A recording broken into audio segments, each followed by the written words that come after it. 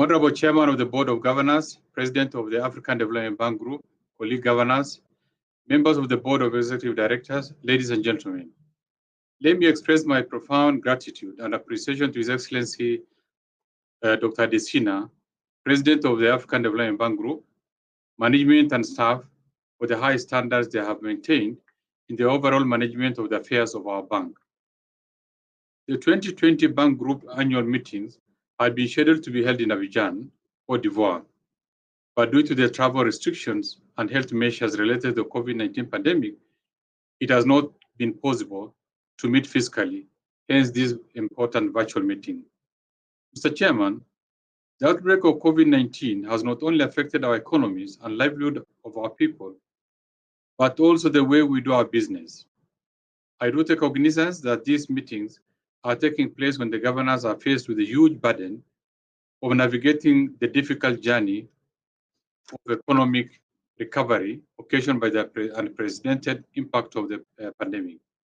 However, I am happy to note that the bank responded through setting up a COVID-19 emergency response support program fund that has assisted most regional members to strengthen their healthcare systems and support fiscal measures to keep businesses afloat during and after the pandemic.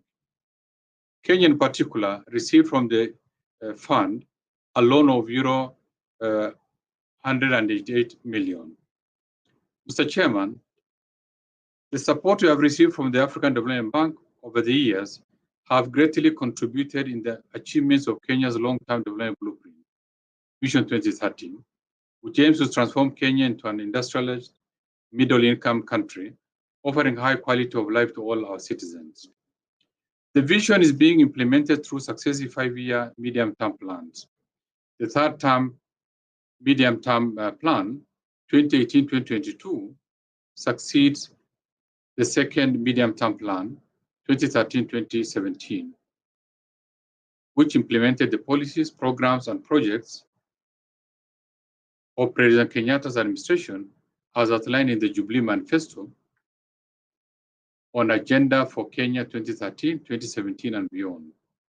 Mr. Chairman, we made considerable progress during the MTP2 period, most notably in development and modernization of infrastructure, improved security, human resource development, job creations, expanding access to affordable healthcare, and in modernizing our public services. During this planned period, we will build on these foundations and successes to continue our country's transformation and modernization in order to create more quality jobs, raise the living standards of every Kenyan, end inequality, and lift more Kenyans out of poverty. Mr. Chairman, we are gratified to note that the bank has aligned its country strategy paper CSP 2019-2023 around Kenya's development agenda. This is a testimony of our cooperation with the bank, which started its operation in 1967 and has worked with us in strategic development of our country. To date, the bank has made commitments amounting to units of account over 6 billion, or equivalent of Kenyan shilling 850 billion in support of our development agenda. In addition, the bank has supported Kenya through regional project windows. We note with pride the satisfactory achievements of the bank in the region and in Kenya in particular. In this regard, I want to register the government's appreciation of the bank's continued support to projects that the government has identified as flagship projects in line with our Vision 2030. Mr. Chairman, Kenya's annual economic growth slowed to 4.9% in the first quarter of 2020 from 5.5% in the previous period.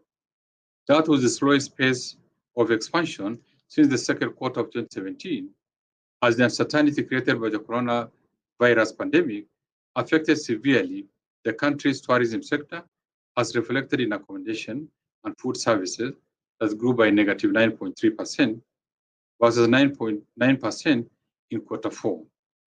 Similarly, slow growth was observed mainly in transportation and storage at 6.2% versus 9.2% the previous year.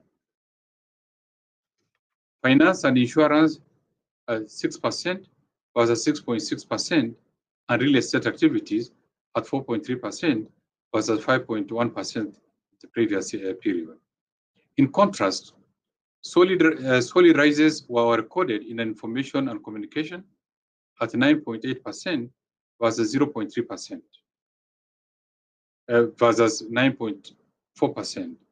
Mining and quarrying at 9.8% versus 0.3%.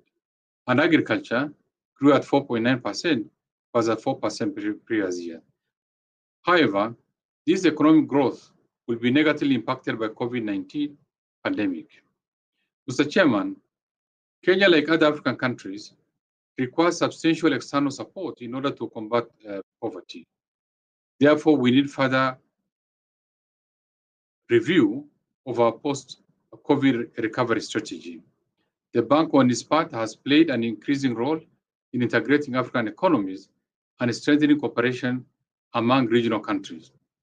We appreciate the bank's role in securing other instruments to finance infrastructure, for example, the Africa 50 Fund and the Africa Growing Together Fund.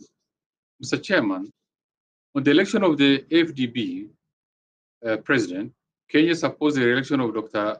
Akiwumi Adesina for a second term and wish to state that we are happy with his leadership.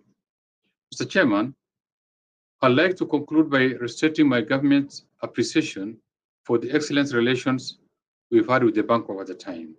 I wish to assure you of our commitment to pursuing prudent economic management for the betterment of the people of Kenya. And once again, thank the AfDB Group President and the AfDB Board of Directors for the continuous support extended to Kenya. I thank you.